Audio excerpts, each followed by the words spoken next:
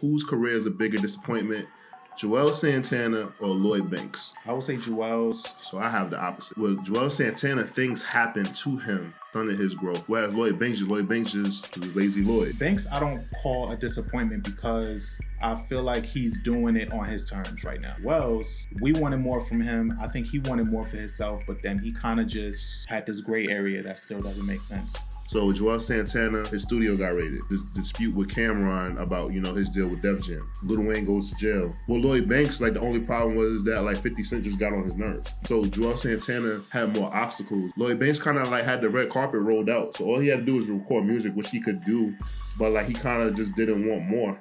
But ironically, right, his first album was called Hunger for More. Hunger for More. Right? That's the irony. But I feel like with Banks, and arguably, he's rapping even better now than he was back then. He just had all the hype back then.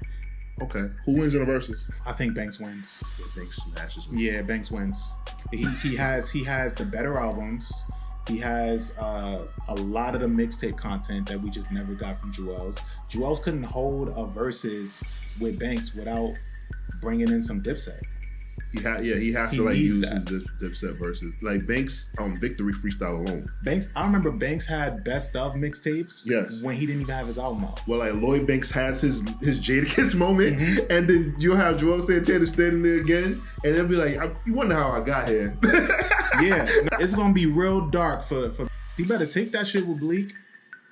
Even then, I don't know if he got it for Bleak. He don't. He don't. That's what I'm saying. I don't know who Juelz can go against, bro. All in all, I feel like Juelz was the lazier one.